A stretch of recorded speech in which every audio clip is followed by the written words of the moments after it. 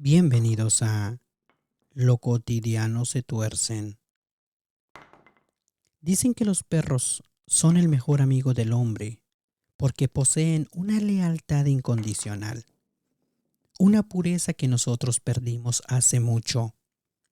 Pero también se dicen que los perros son guardianes de dos mundos, que sus ojos, capaces de ver en la penumbre, perciben frecuencias y presencias que nuestros limitados sentidos humanos ignoran. Mi perro, un labrador de pelaje azabache llamado Bruno, siempre fue el alma de la casa. Su alegría era el termómetro de mi hogar. Si Bruno estaba tranquilo, el mundo estaba en orden. Sin embargo, todo cambió hace un mes, tras una tarde de juegos en el bosque cercano. Bruno regresó diferente. No fue una herida física la que trajo consigo, sino un comportamiento que desafía toda lógica veterinaria. Empezó con pequeños detalles: quedarse mirando fijamente las esquinas vacías del techo, gruñirle a la nada o negarse a entrar en ciertas habitaciones. Pero lo más inquietante es su mirada. A veces, cuando la luz de la tarde se desvanece, los ojos de Bruno no reflejan mi rostro, sino algo que está parado justo detrás de mí. Esta es la historia de cómo mi protector se convirtió en el testigo silencioso de mi propia perdición, y de cómo el amor de un perro puede ser la última frontera antes del horror absoluto. La primera señal fue el silencio. Bruno siempre ha sido un perro ruidoso, sus uñas golpeando el suelo, su respiración agitada, el sonido de su cola chocando contra los muebles. Pero una noche, mientras yo leía en el sofá, me di cuenta de que no escuchaba nada. Lo busqué con la mirada y lo encontré sentado en el pasillo, rígido como una estatua de mármol. No parpadeaba. Estaba mirando un punto exacto en la pared blanca, justo encima del cuadro de mis abuelos. Bruno, ¿qué pasa, chico?, le pregunté, intentando ocultar el repentino escalofrío que me recorrió la espalda. Él no se movió, ni siquiera movió las orejas al escuchar mi voz. Me acerqué, puso mi mano sobre su lomo. Sus músculos estaban tensos, vibrando como una cuerda de violín a punto de romperse. De repente, un gruñido bajo y gutural nació en su pecho. Era un sonido que nunca le había escuchado. No era un gruñido de juego, era un aviso de guerra. Pero su agresividad no iba dirigida a la pared, sino a algo que, según sus ojos, estaban bajando lentamente desde el techo. Seguí su mirada. No vi nada más que el yeso blanco y las sombras de las lámparas. Pero entonces Bruno dio un paso atrás, como si alguien le hubiera dado un manotazo en el hocico. Sus ojos se dilataron y por primera vez en 7 años me enseñó los dientes. Sus pupilas estaban fijas en el espacio vacío que había entre nosotros. En ese momento, la temperatura de la sala bajó varios grados. Bruno soltó un aullido lastimero, uno de esos que eriza la piel porque suenan a muerte, y salió corriendo hacia la cocina para esconderse debajo de la mesa, dejando el pasillo sumido en un silencio gélido. Durante los días siguientes, el comportamiento de Bruno se volvió obsesivo. Ya no quería salir al jardín. Arrastraba las patas y se pegaba a mis tobillos de una forma asfixiante, como si intentara protegerme de algo que me acechaba a cada paso. Pero lo más extraño ocurrió durante la madrugada. Yo solía dormir con la puerta abierta para que él pudiera entrar y salir. Pero ahora Bruno pasaba la noche sentado en el umbral, de espalda hacia mí, mirando hacia la oscuridad del resto de la casa. Una noche me desperté por el sonido de algo lambiendo. Pensé que Bruno se estaba limpiando las patas, pero el sonido era demasiado pesado, demasiado húmedo. Encendí la lámpara de la mesita de noche. Bruno estaba sentado a los pies de mi cama, mirándome. Sus ojos brillaban con un reflejo verdoso antinatural. A su lado, en las sábanas, había una mancha de humedad enorme. No era orina ni saliva de perro. Era un líquido viscoso y transparente que olía a agua estancada. «Bruno, baja de ahí», le ordené, sintiendo un nudo en la garganta. Él no se movió.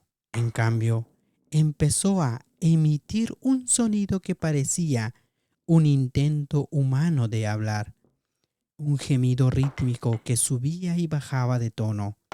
Entonces lo vi. Bruno no me estaba mirando a mí. Estaba mirando el espacio vacío en el lado izquierdo de mi cama, el lado que siempre estaba vacío desde que me divorcié. Lentamente, mi perro empezó a mover la cola, pero no de forma alegre. Era un movimiento mecánico, lento, como si estuviera saludando a alguien que acababa de sentarse sobre mi colchón. Vi cómo el tejido de las sábanas se hundían bajo un peso invisible justo al lado de mi pierna.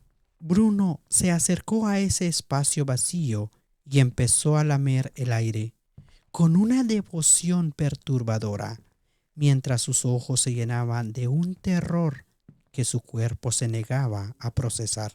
Decidí llevarlo al veterinario, convencido de que Bruno tenía algún tipo de trastorno neurológico, pero el doctor no encontró nada. «Físicamente está bien», me dijo mientras el perro temblaba en la mesa de exploración. Sin embargo, cuando regresamos a casa, algo se rompió definitivamente. Bruno ya no se comportaba como un perro. Había dejado de comer su comida y lo encontré en el jardín, desenterrando algo con una ferocidad maníaca. Cuando me acerqué, vi que lo que tenía entre los dientes no era un hueso viejo, sino un pájaro muerto que él mismo parecía haber cazado. Me miró con una frialdad que me detuvo en seco. Esa tarde, mientras yo estaba en la cocina, escuché el sonido de las uñas de Bruno en el pasillo, pero el ritmo era diferente. No era el clac-clac de 4 patas. Era un ritmo bípedo. 1, 2, 1, 2. Me asomé con el corazón en la garganta y vi a Bruno al final del pasillo, parado sobre sus 2 patas traseras, apoyando contra la pared del baño. Su cuerpo se veía extrañamente alargado. Sus articulaciones parecían doblarse en ángulos imposibles. Intentó caminar así, erguido, tambaleándose de un lado a otro. Sus ojos estaban inyectados en sangre y su mandíbula colgaba flácida.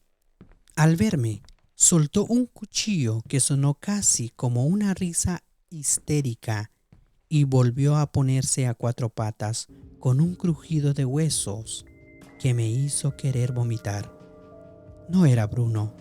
Al menos algo estaba usando el cuerpo de Bruno como un traje que no le quedaba. La criatura se acercó a mí, frotando su cabeza contra mi mano con una fuerza excesiva, obligándome a acariciarlo.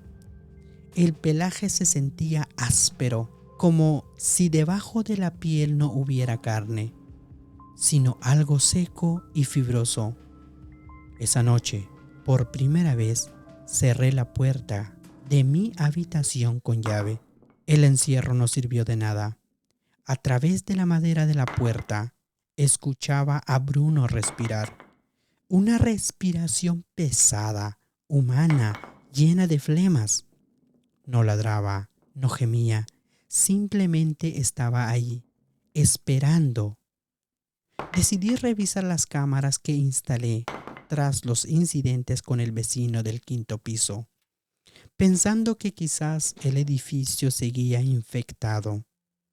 Pero lo que vi en las grabaciones de la sala, me dejó sin aliento. En el video, Bruno estaba solo, en la oscuridad del salón. Se veía a mi perro sentado en el centro de la habitación. Frente a él, las sombras parecían cobrar vida, despegándose de las paredes para formar una figura alta y encorvada. Lo más aterrador fue ver a Bruno comunicarse con esa cosa. No usaban sonidos. El perro se movía siguiendo los patrones de la sombra, como si estuviera bailando un vals macabro. En un momento dado, la sombra puso sus manos sobre la cabeza de Bruno y vi cómo el cuerpo del perro se convulsionaba, estirándose y deformándose antes de volver a su forma original. La sombra se giró hacia la cámara. No tenía rostro, solo dos cuencas vacías que parecían absorber toda la luz del sensor infrarrojo. Luego señaló mi habitación. Bruno, mi leal Bruno, se levantó y se dirigió a mi puerta. En el video lo vi empezar a arañar la madera, pero no con sus garras, sino usando una llave que guardaba en su boca. Era el juego de llaves que yo había perdido hace una semana. Entendí entonces que Bruno no estaba poseído, estaba siendo entrenado. Él era el caballo de Troya, el guardián que había decidido abrir la puerta al enemigo, porque el enemigo le había prometido algo que yo no podía darle, que era la inmortalidad en este mundo de sombras. Anoche, la puerta de mi habitación se abrió. El clic de la cerradura fue el sonido más terrorífico que he escuchado en mi vida. Bruno entró lentamente, se subió a la cama y se sentó sobre mi pecho, inmovilizándome con su peso. Su aliento olía a tierra fresca y a algo antiguo, algo que nunca había caminado bajo el sol. Buen chico, Bruno, susurré, con las lágrimas rodando por mis mejillas. Él apoyó su cabeza en mi hombro, como tantas veces había hecho después de un largo día de trabajo. Pero esta vez sentí cómo sus dientes rozaban mi cuello, no con agresividad, sino con una precisión quirúrgica. Detrás de él, en la penumbra de mi cuarto, la figura alta y encorvada se materializó. No me atacó, simplemente se quedó mirándome, observando cómo mi mejor amigo terminaba el trabajo. Bruno empezó a lamer mi cara, pero su lengua se sentía como papel de lija, arrancando capas de mi propia identidad con cada pasada. Sentí que mis recuerdos se desvanecían, que mi nombre ya no significaba nada. Me estaba convirtiendo en parte del paisaje, en una sombra más de la casa. Bruno, en cambio, se veía cada vez más sólido, más real. Sus ojos recuperaron el brillo marrón de siempre, pero ahora había una inteligencia humana y calculadora en ellos. Hoy me miro en el espejo y no veo nada. Soy el espacio vacío en el aire. Veo a Bruno salir de casa, paseando con una correa que él mismo sostiene en su boca. saludando a los vecinos con un movimiento de cola perfecto. Los vecinos le sonríen. Dicen que es el perro más inteligente que han visto nunca. Nadie pregunta por mí. A veces, Bruno se siente frente al espejo y me mira. Me dedica esa sonrisa asimétrica que aprendió de la sombra. Él es el dueño de la casa ahora.